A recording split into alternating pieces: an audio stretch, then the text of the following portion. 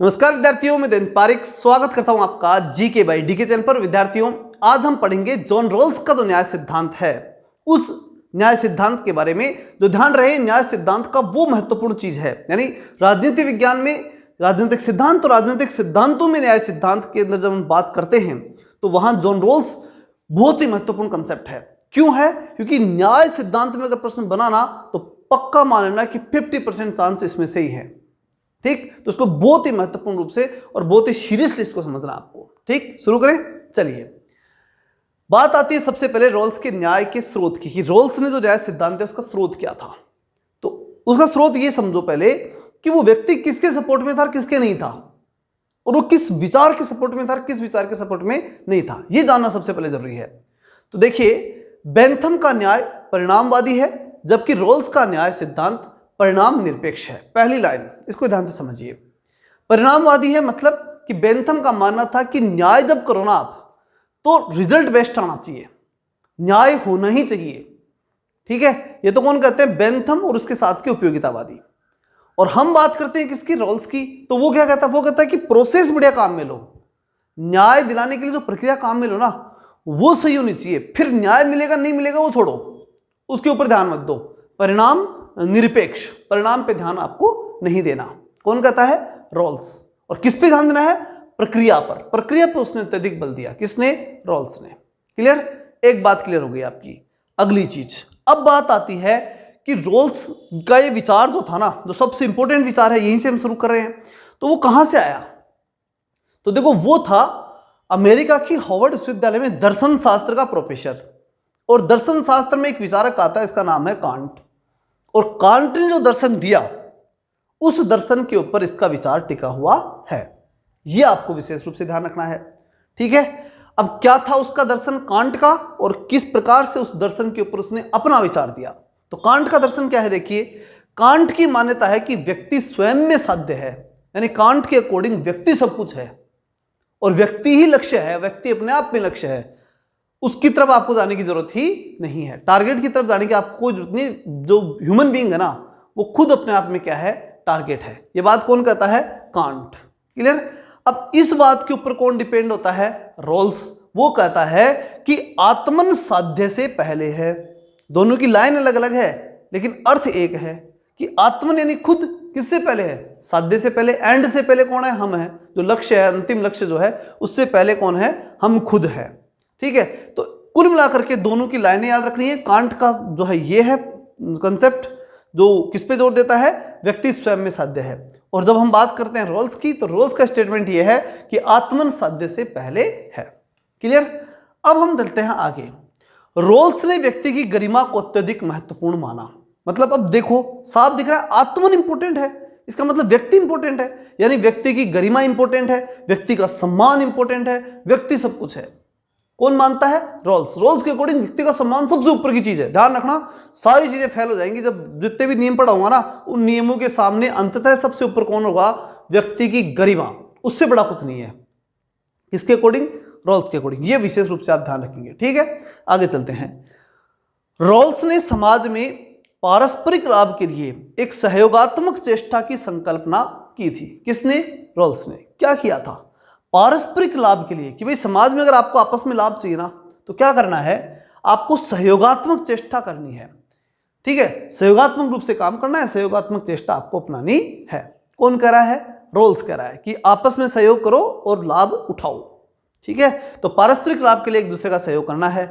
Rawls के विचार किससे जुड़े हुए हैं? उदारवाद से। यह ध्यान रखना, रॉल्स एक पश्चिमी विचारक था, अमेरिका का था, उसकी विचारधारा निश्चित रूप से उदारवाद पे टिकेगी। ठीक है, तो इसीलिए वो प्रक्रिया पे जोर देता है, परिणाम पे नहीं देता, तात्विकता पे नहीं देता। दो ही तो सिद्धांत है न्याय के, दो सिद्धांत मैंने बताए थे आपको। कौन कौन से? प्रक्रियात्मक न्याय और दूसरा तात्विक न्याय। प्रक्रियात्मक न्याय का मतलब क्या है? प्रक्रियात्मक न्याय का मतलब है कि प्रक्रिया बेस्ड होनी चाहिए न्याय दिलाने के लिए, और तात्विक न्याय का मतलब होता है कि वास्तव में रिजल्ट बेस्ड आना चाहिए, यानी न्याय वास्तव में होना चाहिए। अब ये उदारवादी है, यानी अमेरिका के लोग हैं, तो इनको रिजल्ट क्या है उससे कोई मतलब नहीं है। इनको मतलब किससे है? कि प्रोसेस बेस्ड होनी चाहिए। ठीक है, तो डेफिनेटली उदारवाद पे टिका होगा उनका सिद्धांत, तो इसमें तो कोई दिक्कत है ही नहीं। तो अब तक हमने जो जाना वो जाना रोल्स क्या है, किस प्रकार से था, उसकी जो मूल थॉट क्या है, वो सब हम जाने कि उदारवादी था और उपयोगितावादियों का विरोधी था, समझौते के माध्यम से न्याय लाना चाहता था। 3-4 बातें हमने समझी, लेकिन इसका जो मूल कंसेप्ट है, जो न्याय की जो मूल अवधारणा है, उसमें अब हम प्रवेश करने वाले हैं। इसलिए अब ध्यान से देखिएगा, बहुत ही महत्वपूर्ण है। क्या है?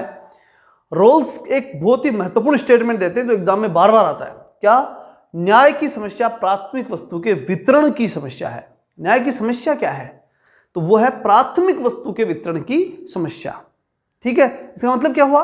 इसका मतलब ये हुआ कि अगर प्राथमिक वस्तुओं का सही रूप में वितरण कर दो तो सारी समस्याओं का समाधान हो गया। क्योंकि प्राथमिक वस्तु मतलब क्या है? मूलभूत आवश्यकताएं।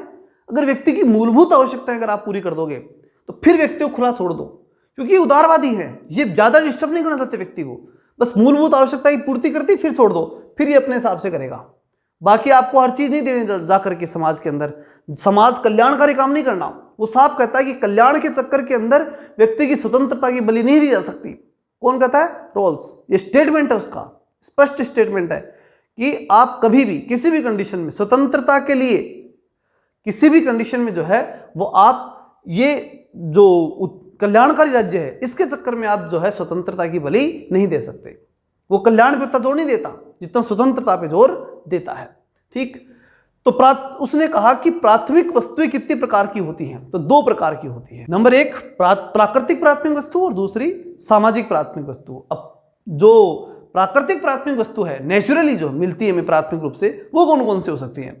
तो देखिए, इसमें वे वस्तु जो सामाजिक संस्थाओं से प्रभावित होती है, पैदा नहीं होती, उनको सामाजिक संस्थाएं केवल प्रभावित कर सकती है, क्योंकि प्रकृति ने बनाया उन चीजों को।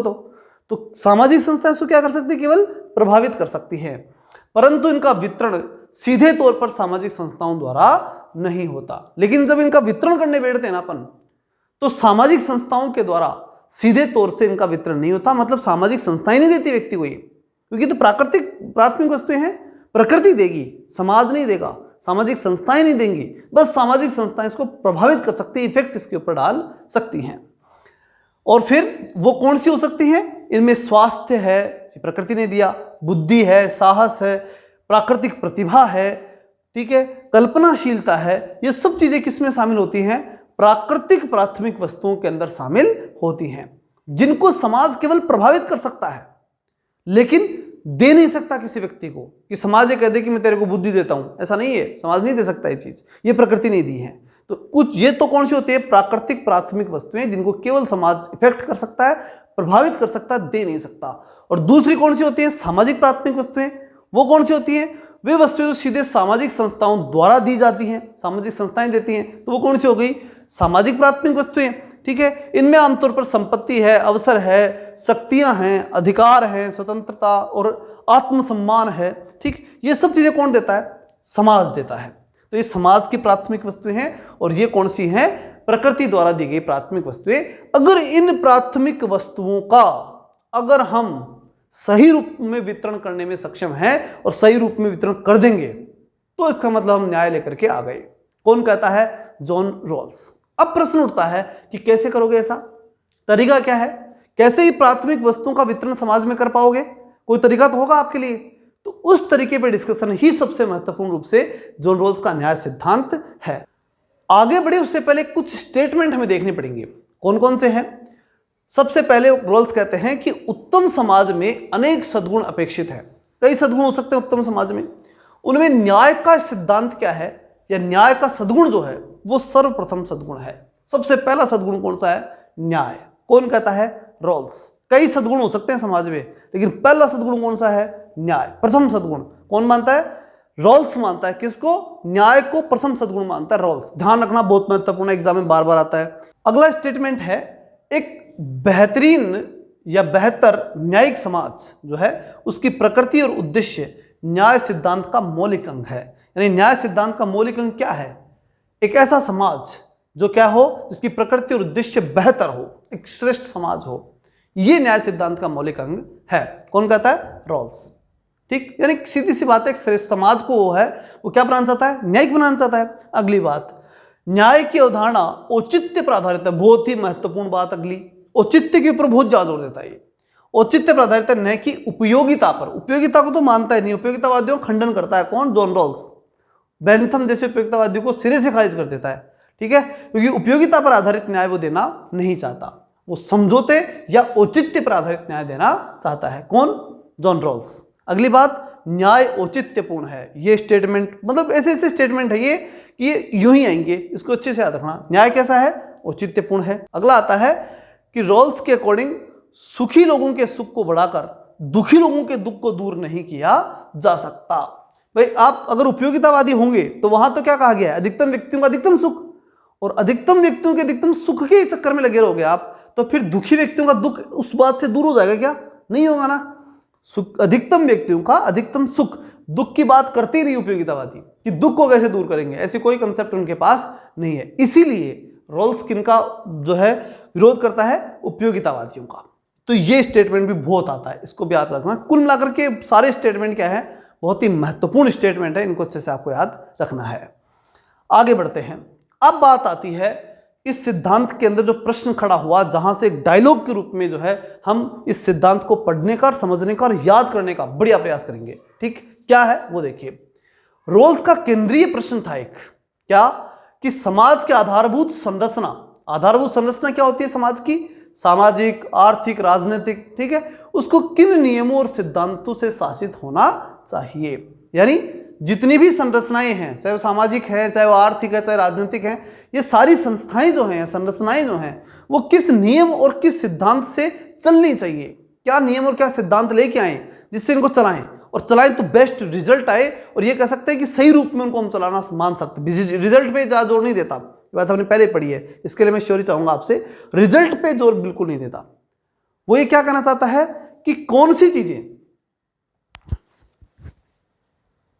बोलो, रोल्स का केंद्रीय प्रश्न क्या है? तो रोल्स का केंद्रीय प्रश्न दोनों बड़ा महत्वपूर्ण है। क्या है? कि समाज की आधारभूत संरचना। अब आधारभूत संरचना कौन सी होती है समाज की? सामाजिक, आर्थिक, राजनीतिक, ये स्ट्रक्चर होते हैं समाज में, होते हैं। अब इन स्ट्रक्चर को क्या करना है? आपको चलाना है। तो चलाने के लिए क्या चाहिए? तो नियम हो या फिर कोई सिद्धांत हो। तो नियम और सिद्धांत क्या हो जिनसे हम इन संस्थाओं को चलाएं, और इनको चलाएं तो उससे वो अच्छी तरह से रन कर पाएं, जो एक तरह से प्रक्रियात्मक रूप से अच्छा वितरण समाज के अंदर दे पाएं। ये जरूरी है, और इसके लिए जो है कुछ ना कुछ होने चाहिए, कोई नियम और सिद्धांत होने चाहिए। अब वो नियम और सिद्धांत क्या होने चाहिए? तो इसके लिए उत्तर आता है रोल्स की तरफ से। क्या आता है? कि विशुद्ध प्रक्रियात्मक न्याय।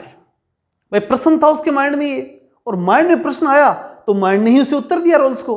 और क्या उत्तर दिया? कि विशुद्ध प्रक्रियात्मक न्याय के सिद्धांत से, न्याय की निष्पक्षता से, या फिर न्याय की उचितता से, ठीक है, जिसे क्या बोला उसने लास्ट में? जस्टिस एज फेयरनेस, निष्पक्ष रूप से न्याय। ठीक है, ये सारे शब्द काम में ले सकते हैं हम। आपको एग्जाम में इनमें से कोई सा भी शब्द आ सकता है, ध्यान रहे, ठीक है ना। कि रोल्स किस न्याय सिद्धांत का समर्थक था?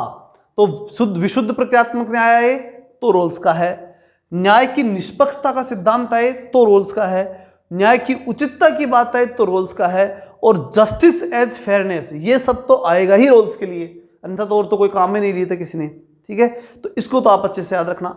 ठीक, सबसे ज्यादा यही पूछा जाता है। तो ये सारी चीजें उसके माइंड में आई, करेंगे मतलब बात ही सारी एक ही है। विशुद्ध प्रक्रियात्मक न्याय को ही हम क्या कहेंगे? निष्पक्ष न्याय, उचितता, न्याय की उचितता कहेंगे, या जस्टिस एज फेयरनेस कहेंगे। ये उसके माइंड में आया कि भाई निष्पक्ष रूप से मुझे क्या करना पड़ेगा? न्याय देना पड़ेगा। यानी अगर समाज की इन संस्थाओं को, इन इंस्टीट्यूट को सही रूप में चलाना है ना, तो एक ऐसे न्याय सिद्धांत की या ऐसे न्याय के नियमों की संकल्पना करनी पड़ेगी, ऐसी कल्पना करनी पड़ेगी जो सही रूप में चला सके, रन कर सके, अधिक से अधिक लोगों को वितरणात्मक रूप से जो है अच्छी चीजें प्राप्त हो सके। जो प्राकृतिक वस्तुएं, जो प्राथमिक वस्तुएं हैं, क्योंकि समस्या तो न्याय की एक ही थी, क्या? प्राथमिक वस्तुओं का वितरण। तो वो तभी हो पाएगा इन संस्थाओं के द्वारा, प्राथमिक वस्तुओं का वितरण बेस्ट रूप में तभी हो पाएगा जब ये विशुद्ध प्रक्रियात्मक न्याय, या बोले तो निष्पक्ष न्याय या उचितता वाला न्याय या जस्टिस एज फेयरनेस लाएंगे, तब जाकर के ये संस्थाएं जो हैं वो प्राथमिक वस्तुओं को सही रूप में वितरण कर पाएंगी। और जैसे ही प्राथमिक वस्तुओं का सही रूप में वितरण हो गया तो डेफिनेटली क्या हो गया? न्याय आ गया। क्योंकि रोल्स को क्या लाना था? न्याय। और न्याय की एक ही समस्या वो बताता है, क्या? कि प्राथमिक वस्तुओं का वितरण सही होना चाहिए। यही तो बात थी। तो इस प्रकार से वो न्याय स्थापित करने का प्रयास करता है। अब प्रश्न फिर उठा। क्या प्रश्न उठा? प्रश्न यह आया कि भाई इस विशुद्ध प्रक्रियात्मक न्याय सिद्धांत को आप लाना चाहते हो तो कैसे लाओगे, इसकी स्थापना कैसे करोगे, कैसे होगा इस समाज के अंदर, ये इन संस्थाओं को ये सिद्धांत आप कैसे देंगे। वो सिद्धांत को बनाना तो पड़ेगा, और वो सिद्धांत क्या होगा, सिर्फ माइंड में आने से ही थोड़ी हो गया, उसका कोई खाका भी तो होगा। वो सिद्धांत कुछ ना कुछ तो होगा, कुछ ना कुछ नियम और कायदे उसमें लिखे तो जाएंगे, ऐसा कुछ तो होगा। तो इस प्रकार की बात उसके माइंड में फिर से आती है, तो फिर उसका माइंड उत्तर देता है और वो क्या कहता है कि मूल स्थिति में अगर अज्ञानता का पर्दा कर दिया जाए, ठीक, और विमर्शी समत्व की परिस्थितियां पैदा कर दी जाए। ये बड़ी हार्ड लाइन हो सकती है, लेकिन इसमें 3 महत्वपूर्ण बातें आएंगी जिसको हम डिटेल से समझेंगे। ठीक है, तो मैं एक बार बता रहा हूं, उसको ध्यान से सुनना कि उसके माइंड में उत्तर क्या आया कि भाई किस प्रकार से शुद्ध प्रक्रियात्मक न्याय की स्थापना की जाएगी। तो उसके लिए उसके माइंड में उत्तर दिया कि ऐसे होगी शुद्ध प्रक्रियात्मक न्याय की स्थापना। कैसे होगी, तो वो कहता है कि मूल स्थिति के अंदर जाओ। मूल स्थिति का मतलब होता है प्राकृतिक अवस्था, ऐसे मान लो जो होब्स लोग रूसो की प्राकृतिक अवस्था थी वो। वहां क्या डालना है, अज्ञानता का पर्दा, और उस अज्ञानता के पर्दे को डाल करके और व्यक्ति कैसे प्रयास करेगा और क्या एनवायरमेंट बनेगा, विमर्शी समत्व की परिस्थितियां वहां डेवलप होंगी। और उन परिस्थितियों के अंदर जो कुछ डिसीजन लिए जाएंगे, जो कुछ सिद्धांत दिए जाएंगे, जो कुछ नियम बनाए जाएंगे, वो सारे नियम कौन से होंगे, विशुद्ध प्रक्रियात्मक नियम या सिद्धांत होंगे। तो ऐसा एनवायरमेंट बनाओ ये। ठीक है, अब प्रश्न फिर उठ गया आपके माइंड में कि वो कैसा है, वो एनवायरमेंट कैसा है, इन शब्दों को तो समझाओ पहले। ठीक है, ये बात तो पक्की माइंड में आई होगी, तो पहले तो इन्हीं को समझ लेते हैं। ठीक, क्या लाइन थी, ये थी कि मूल स्थिति में अज्ञान का पर्दा करना पड़ेगा और वहां विमर्शी समत्व की परिस्थिति हमें लानी पड़ेगी, ये बात है। अब देखो क्या है इसका मतलब, सबसे पहले मूल स्थिति क्या है वो जानेंगे। तो मूल स्थिति मतलब विवेकशील कर्ताओं द्वारा, यानी मूल स्थिति का मतलब इतना समझो, जैसे होब्स लोग रूसो ने समझौता किया था ना राज्य बनाने के लिए। राज्य बनाने के लिए होब्स लोग रूसो ने समझौता किया था, लेकिन उसका टारगेट यानी उन तीनों का टारगेट था राज्य की स्थापना करना। यहां रोल्स का टारगेट है न्याय की स्थापना करना। तो दोनों का टारगेट अलग अलग है, तो दोनों का समझौता भी अलग अलग है। इसलिए हम इसे प्राकृतिक अवस्था नहीं कहते। जैसे होब्स लोग रूसो ने प्राकृतिक अवस्था कहा था ना, उसी प्राकृतिक अवस्था को रोल्स ने क्या कहा, मूल स्थिति कहा। और इसने कहा कि इस मूल स्थिति में जो व्यक्ति थे ना, वो कैसे थे, विवेकशील कर्ता थे, बुद्धिमान लोग थे। ठीक है, अब वो विवेकशील कर्ता थे तो क्या करते थे, वो उनके द्वारा न्याय सिद्धांत को सही वितरण तथा स्पष्टीकरण प्रदान करने के लिए कि भाई न्याय सिद्धांत जो दिया जा रहा है, जो विशिष्ट, जो हमने पढ़ा था अभी, न्याय का जो विशुद्ध प्रक्रियात्मक न्याय की बात तो करना चाहता था कौन, रोल्स। तो वो सिद्धांत अगर देना है, ठीक है, तो उस सिद्धांत के लिए प्रदान करने हेतु क्या करना पड़ेगा, समझौता करना पड़ेगा। तो समझौते की स्थिति, वो स्थिति ही क्या है, मूल स्थिति है, अर्थात प्राकृतिक अवस्था जैसी काल्पनिक स्थिति। जैसे होब्स लोग रूसो ने बनाई थी ना प्राकृतिक अवस्था, वैसी ही एक काल्पनिक स्थिति, जिस स्थिति के अंदर प्रक्रियात्मक न्याय का डेवलप करना है। ठीक है, एक निष्पक्ष न्याय का निर्माण करना है और वो न्याय सिद्धांत बना करके और संस्थाओं को देना है। तो निष्पक्ष न्याय सिद्धांत का निर्माण करने वाली वो एनवायरमेंट, वो परिस्थिति जहां सब लोग बुद्धिमान है, विवेकशील करता है, ठीक है, वो फिर आपस में इकट्ठे होंगे, समझौता करेंगे और फिर वो एक प्रक्रियात्मक न्याय डेवलप करके और किसको देंगे, संस्थाओं को देंगे। फिर वो संस्थाएं जो हैं वो वितरण की समस्या को दूर करेगी और फिर न्याय आएगा। प्राकृतिक वस्तुओं का वितरण की समस्या को दूर करेगी और न्याय आएगा। क्लियर, अब चलते हैं आगे। अब बात आती है दूसरी, कौन सी, अज्ञान का पर्दा, कि भाई ठीक है समझ में आ गया, प्राकृतिक अवस्था के अंदर लोग बैठे हुए हैं, ये तो हो गई मूल स्थिति, और सब विवेकशील हैं। ये दो बातें क्लियर हो गई हमारे सामने, प्राकृतिक अवस्था में है, विवेकशील है। अच्छा, तो अब उनको क्या बनाना है, अविवेकशील नहीं। विवेक और ज्ञान में अंतर होता है। विवेक का मतलब होता है सोचने समझने की क्षमता, तो वो तो उस प्राकृतिक मनुष्य में होगी, लेकिन वो ये बात भूल जाएगा, यानी उसको इस बात का ज्ञान नहीं रहेगा कि मैं पैसे वाला हूं या गरीब हूं। ठीक है, मेरी सामाजिक स्थिति क्या है, मैं बड़ा नेता हूं या एक साधारण सा इंसान हूं, समाज में मैं कौन से वर्ग से आता हूं, किस जाति से आता हूं, किस जगह से आता हूं, ये सब चीजें भूल जाएगा। तो भूलने वाली सब चीजें भूल गया, लेकिन तर्क उसके माइंड में हमेशा रहेगा। ऐसी स्थिति, ऐसी मूल प्राकृतिक स्थिति की हम बात कर रहे हैं। उस प्राकृतिक स्थिति में व्यक्ति कैसा होगा, विवेकशील करता तो होगा, लेकिन बाकी सब चीजें वो भूल जाएगा।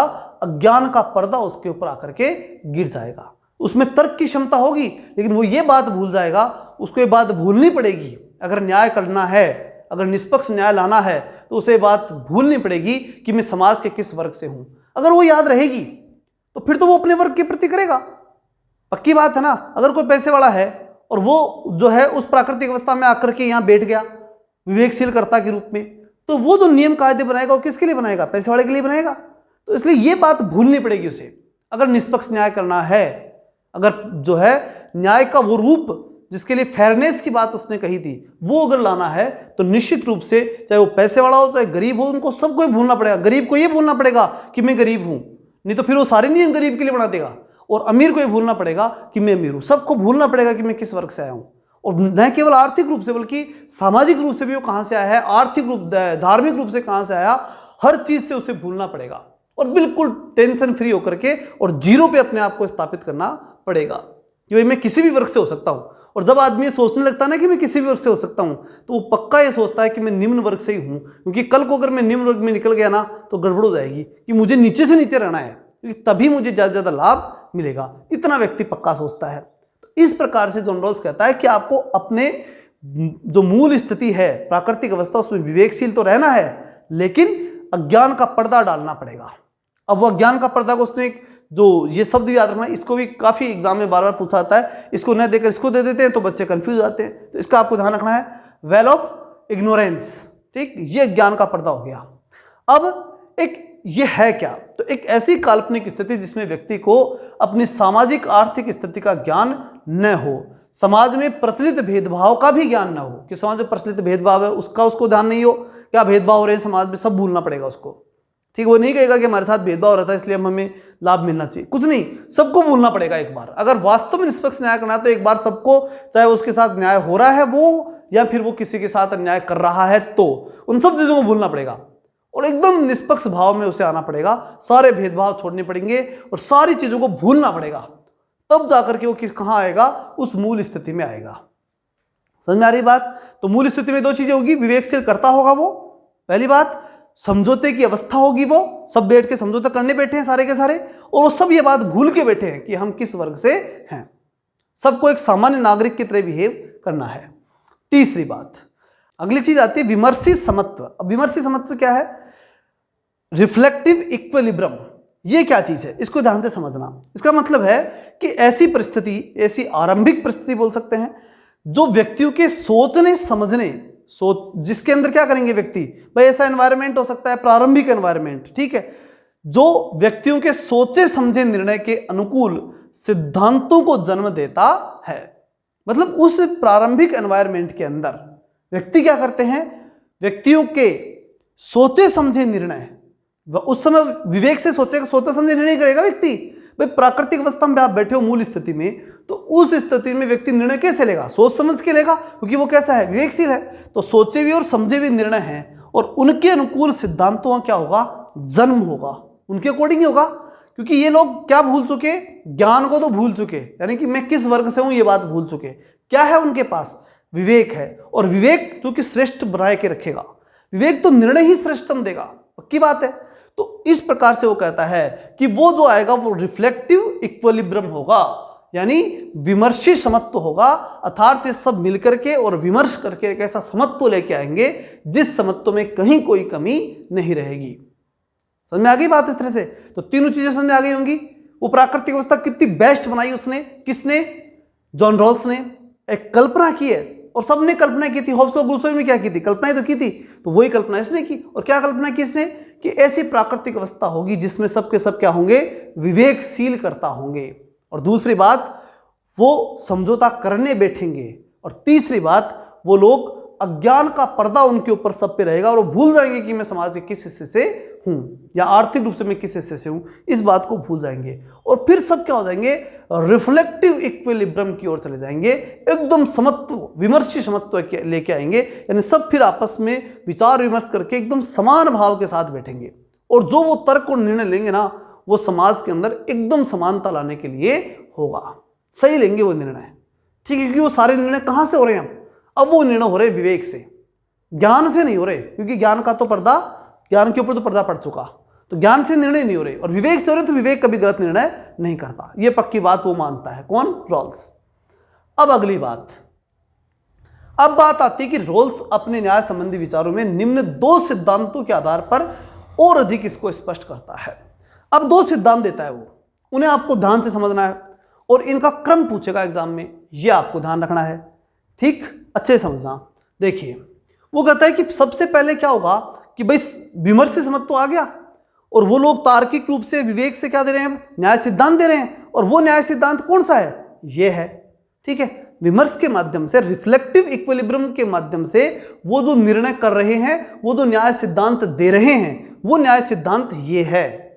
ठीक, तो क्या है इसमें, सबसे पहली बात, पहला और दूसरा दो सिद्धांत उसने दिए, और दूसरे के दो पार्ट और हैं, और सबको याद करना है। इनका क्रम बताऊंगा, वो क्रम भी अलग अलग प्रकार का है, वो भी अच्छे से ध्यान रखना है। तो सबसे पहले देखिए, प्रत्येक व्यक्ति को सर्वाधिक बुनियादी स्वतंत्रता का समान अधिकार होना चाहिए। बुनियादी स्वतंत्रता मतलब मेन शब्द इसमें स्वतंत्रता, पहले वो किस पे जोर दे रहा है, स्वतंत्रता पर। और बुनियादी स्वतंत्रता मतलब चाहे वो कोई सी भी है, बुनियादी का मतलब वही मूलभूत चीजें जो स्वतंत्रता के रूप में काम आए, वो सारी मूलभूत, जो रोटी कपड़ा मकान की तरह मूलभूत चीजें क्या क्या हो सकती हैं स्वतंत्रता में, वो सारी आ जानी चाहिए। ठीक है, और यही अधिकार अन्य व्यक्ति को भी प्राप्त होने चाहिए। और वो मेरे को नहीं है, वो सारी स्वतंत्रता समाज में वो जो विवेकशील कर्ता बैठे हैं वो, और जो विवेकशील कर्ता जिन लोगों के लिए नियम कानून बना रहे हैं, वो सारे लोग, सबकी बात हो रही है। समाज के टोटल जो पर्सन है ना, उनकी बात हो रही है, सबके सब समाज के लोग। ठीक, उनके लिए सारे के सारी स्वतंत्रता क्या होनी चाहिए, पूरी बुनियादी स्वतंत्रता सबको मिलनी चाहिए। बुनियादी रूप से स्वतंत्रता सबको मिलनी चाहिए, पहली कंडीशन। और जब तक ये नहीं मिले ना, तब तक दूसरे पे जाना ही नहीं है। स्पष्ट रूप से रोल्स ने कहा था कि जब तक पहला सिद्धांत पूरा नहीं, तब तक दूसरा की आवश्यकता ही नहीं है, पहले ये पूरा करो। यानी सबको स्वतंत्रता पहले दो, और बुनियादी स्वतंत्रता पहले दो, और दे दी बुनियादी स्वतंत्रता, उसके बाद आओ समानता के कंसेप्ट में। ठीक है, और वो कहता है दूसरी बात क्या, मतलब उसने स्वतंत्रता और समानता दोनों को मिला दिया। यही तो सबसे बड़ी बात है। रोल्स का जो मूल, जो आधारभूत बात हम समझे ना, वो यही है कि उसने स्वतंत्रता और समानता को मिक्स कर दिया।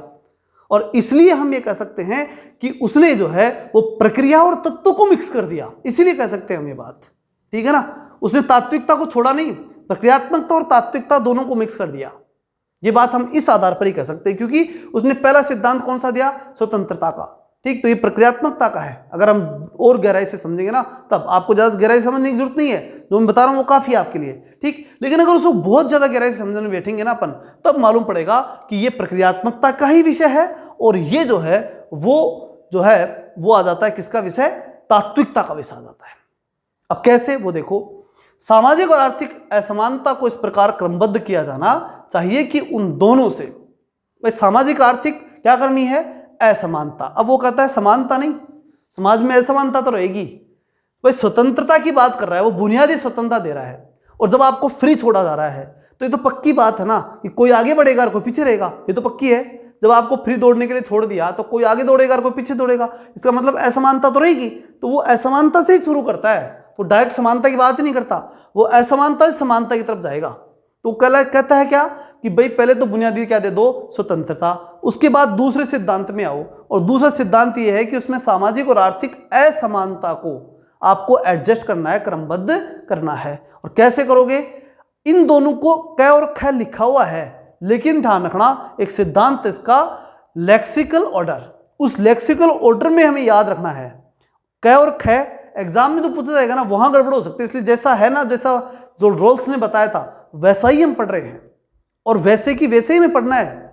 अपने माइंड से ज्यादा डेढ़ होशियार मत पढ़ना, क्योंकि यहाँ ये अलग ही पर्सन बन जाता है फिर इससे, और वहां गलती हो जाती है। ठीक है, इसलिए इसको ऐसे कैसे याद रखना, क्या है कि सामाजिक आर्थिक असमानता को इस प्रकार क्रमबद्ध किया जाना चाहिए कि उन दोनों से, किन दोनों से, सामाजिक आर्थिक असमानता से लाभ हो। समानता वाली तो बात ही नहीं करता, वो कहता है कि असमानता तो होगी और उस असमानता से हमें लाभ उठाना है। तो वो कैसे उठाएंगे, पहले न्यूनतम सुविधा प्राप्त लोगों को अधिकतम लाभ मिले, यानी असमानता आएगी, फ्री छोड़ोगे तो आएगी ना, कोई ज्यादा पैसे कमाएगा, कोई कम कमाएगा, पक्की बात है, कोई ज्यादा लाभ उठाएगा, कोई कम लाभ उठाएगा, उठाओ कोई समस्या नहीं। लेकिन एक चीज ध्यान रखो, क्या चीज ध्यान रखो, वो ये कि न्यूनतम सुविधा प्राप्त जो लोग हैं ना, उनको ज्यादा से ज्यादा लाभ मिलना चाहिए, ऐसा प्रयास। यानी कि अगर कोई व्यक्ति बहुत पैसे भी कमा रहा है ना, तो कमाओ, लेकिन कमाए हुए में से ये ध्यान रखो कि मुझे क्या करना है, जो न्यूनतम जो सुविधा प्राप्त लोग हैं ना उनका पूरा पूरा सहयोग करना है, उनको ज़्यादा लाभ मुझे देना है, ये ध्यान रखना है फिर, ठीक है ना। तो स्वतंत्रता तो दी, लेकिन उसने ये दो बातें इसमें बताई कि फिर समानता भी लेके आओ, और इनकी जिम्मेदारी है जो स्वतंत्रता का लाभ उठा रहे हैं, ठीक है। तो न्यूनतम सुविधा प्राप्त लोगों को अधिकतम लाभ मिले ऐसी व्यवस्था होनी चाहिए। इसे क्या कहा उसने, भेदमूलक सिद्धांत या मैक्सिमिनी रूल। ये नाम याद रखना, वो एग्जाम में ऐसे नाम ही आएंगे, भेदमूलक सिद्धांत या मैक्सिमिनी रूल। कौन सा है ये, वो ये कि न्यूनतम सुविधा प्राप्त जो लोग हैं उनको क्या देना है, आपको अधिकतम लाभ देना है, ठीक है ना। और कौन देगा, जिसके पास ज्यादा संसाधन है वो कम संसाधन वालों को देगा। कमाओ ज्यादा, कोई तकलीफ नहीं है, रोल से नहीं कहता कि आप कमाओ मत या आप ज्यादा साधन सुविधाओं को मत जोड़ो, ये सब वो कहता है कि करो, स्वतंत्र हो आप, कुछ भी करो, लेकिन ये ध्यान रखो कि जो कम है ना उसको भी आपको साथ लेके चलना है। दूसरी बात, अवसर की निष्पक्ष समानता के आधार पर सभी को पद और स्थितियां प्रभावित हों, सबकी अवसर की निष्पक्ष समानता के आधार पर। भाई अवसर को क्या मिलना चाहिए, निष्पक्ष समानता। यहां असमानता की बात हो रही है, सामाजिक आर्थिक असमानता के अंदर दूसरी जो चीज आती है ना वो ये आती है कि अवसर की निष्पक्ष समानता के आधार पर सभी की पद और स्थितियां प्रभावित हों, यानी कि जितने भी अवसर है ना वो सबको मिलने चाहिए। असमानता तो होगी भाई, असमानता तो है, सामाजिक आर्थिक असमानता, ये तो मान के चलो आप, ठीक है ना। अब उस असमानता में समानता क्या ढूंढनी है, अवसर की समानता, ठीक है। आगे दौड़ रहा है दौड़ने दो, पीछे रह गया रहने दो, कोई समस्या नहीं, लेकिन पीछे वाले को भी उतना ही अवसर दो जितना आगे वाले को दिया था, अवसर बराबर दो। फिर अगर दौड़ जाने दो, कोई समस्या नहीं है। उसको दुख इस बात का नहीं होना चाहिए कि मेरे को अवसर नहीं मिला, नहीं तो मैं भी इससे ज्यादा तेज होता था, ये चीज नहीं होनी चाहिए। बाकी अवसर दे दो फिर दौड़ने दो किसी को भी, फिर तो वो कहता है कि स्वतंत्रता पहली चीज है, वो तो आपको देनी है। अब दूसरी बात तो इसमें क्या कहता है, अवसर की निष्पक्ष समानता। वो कहता है कि अवसर जो है ना वो निष्पक्ष रूप से मिलने चाहिए। भाई आपको क्या दी, सबसे पहले स्वतंत्रता दी, ये तो मेन कंसेप्ट, ये नहीं आए तो यहां आना ही नहीं, पहली बात। दूसरी बात ये दे दी, मान लो स्वतंत्रता दे दी, तो फिर उसके बाद आपको क्या देना है, समानता देनी है, किसके अकॉर्डिंग, रोल्स के अकॉर्डिंग। अब समानता में दो चीजों की बात हुई, पहली बात हमने कर ली, अब दूसरी बात वो कर रहा है कि अवसर निष्पक्ष रूप से मिलने चाहिए और समान मिलने चाहिए, ठीक है। उस असमानता में ही मिलनी चाहिए, क्योंकि असमानता तो है, जब स्वतंत्रता है तो असमानता है, उस असमानता में ही आपको क्या देना है, सारी, भाई एक आगे दौड़ रहा है एक पीछे दौड़ रहा है, दोनों दौड़ रहे हैं, ठीक है, लेकिन दोनों को ही अगर मान लो रास्ते के अंदर पानी की आवश्यकता है ना, तो चाहे वो आगे दौड़े उसको और पीछे दौड़े उसको, दोनों को एक एक बोतल पानी की देनी है। समझ में आ रही बात। असमानता की ही परिस्थितियों में, सामाजिक आर्थिक असमानता है, उसमें ही आपको क्या देना है, अवसर की निष्पक्ष समानता उसमें आपको देनी है, कि वो जो पीछे रह गया ना वो दौड़ करके आगे वाले को पकड़ ले, इतना अवसर आप उसको दो। ये बात तो कहता है, कौन कहता है, जॉन रॉल्स कहता है। ठीक, समझ में आ गई दोनों बातें, दोनों सिद्धांत समझ में आ गए। अब इन दोनों सिद्धांतों में जो कख है ना, इनको जोड़ना है, सिस्टमेटिक रखना है अपने को। अब कैसे रखना है, देखो ध्यान से सुनना, ठीक। ये नीचे वाली लाइन में यहां लिखा रखा है मैंने, लेकिन इस पर ध्यान मत देना, जो मैं समझा रहा हूं उस पर देना, ठीक है। ये क्या, वो कहता है कि पहले तो आप क्या छोड़ो, व्यक्ति को फ्री, ये तो बात क्लियर है, और सभी को छोड़ दो, सर्वाधिक बुनियादी सूचना सबको देनी है, दे दी। उसके बाद आप दूसरे इस पे मत आओ, बजाय किस पे आओ, सीधे इस अवसर पे आओ, ठीक है ना। स्वतंत्र छोड़ते ही भाई आपको सबको ये कहा कि आप सभी गवर्नमेंट जॉब की तैयारी करने के लिए क्या हो, स्वतंत्र हो, उनको प्राप्त करने के लिए आप स्वतंत्र हो, दे दी। अब उसके बाद आपको क्या मिलना चाहिए, अवसर, कि अब तैयारी करने का अवसर मिलना चाहिए, तो सबको बराबर मिलना चाहिए। ऐसा तो नहीं ना कि कुछ लोगों को तो एग्जाम के लिए 6 महीने दे दे और कुछ को 3 महीने मिलेंगे, ऐसा तो नहीं होना चाहिए ना। बस वही बात कर रहा है कि फिर दूसरे पे क्या होना चाहिए, अवसर की निष्पक्ष समानता होनी चाहिए, ठीक है भाई। फ्री छोड़ा और उसके बाद में अवसर की समानता हो गई। और फिर तीसरी चीज, न्यूनतम सुविधा प्राप्त लोगों को अधिकतम लाभ। अब आरक्षण दो SC ST OBC को, जो न्यूनतम सुविधा प्राप्त वर्ग है ना उनको लास्ट में दो ये चीज, समझ में आ गई बात। यानी पहले वैकेंसी निकालो सबके लिए बराबर, तो ये तो क्या हो गई, बुनियादी स्वतंत्रता। फिर दूसरा काम क्या करना है, दूसरा काम ये कि जब अवसर दो ना सबको, कि 6 महीने तैयारी के दिए तो सबको 6 महीने दो, अवसर बराबर दो, तो दूसरी बात। तीसरी बात कौन सी है, न्यूनतम सुविधा प्राप्त लोगों को अधिकतम लाभ। अब न्यूनतम सुविधा प्राप्त लोग SC ST OBC EWS जो भी हैं, वो न्यूनतम सुविधा प्राप्त लोग हैं, उनको आरक्षण दे दो, तो ये बात लास्ट की हो गई। ऐसे उसने क्रम सेट किया था, और जो आरक्षण है वो इसमें आएगा, ठीक, तो जिसे भेदमूलक सिद्धांत बोल सकते हैं हम, या मैक्सिमरी रूल हम उसे कह सकते हैं। और इसको इस प्रकार से सेट करना ही, ठीक है, इसी प्रकार से सेट करना है इसको। ऐसा नहीं करना कि नंबर 1 फिर ये कैर फिर खै, गड़बड़ हो जाएगा, ये गलत हो जाएगा। सही क्या है, पहला फिर दूसरे में खै और फिर कै, ठीक है। तो जिसको मैंने नीचे लिख भी दिया है नोट, सिद्धांत को लागू करने का क्रम अनिवार्यतः निम्न होगा। कौन सा होगा, पहला तो नंबर 1 तो ये है, फिर 2 का खै यानी ये, और फिर 2 का कै। और इस क्रम को विशेष पूर्वता क्रम या लेक्सिकल ऑर्डर कहा गया है। किसने कहा है, जॉन रॉल्स ने कहा है। क्लियर, ये था जॉन रॉल्स का न्याय सिद्धांत। इसको ध्यान से पढ़ लेना, मुझे पूरा विश्वास है कि इसके बाद जॉन रॉल्स में से क्वेश्चन नहीं बनेंगे। ज्यादातर चीजें मैंने कवर कर दी। कल का वीडियो न्याय सिद्धांत के लिए और होगा, फिर लगभग कंप्लीट है। ठीक, कल यह हो सकता है बाय द वे हो तो कुछ एक एक्स्ट्रा एक वीडियो और बन जाए, अन्यथा नहीं बनेगा। ठीक है, मिलते हैं कल, तब तक के लिए जय हिंद जय भारत।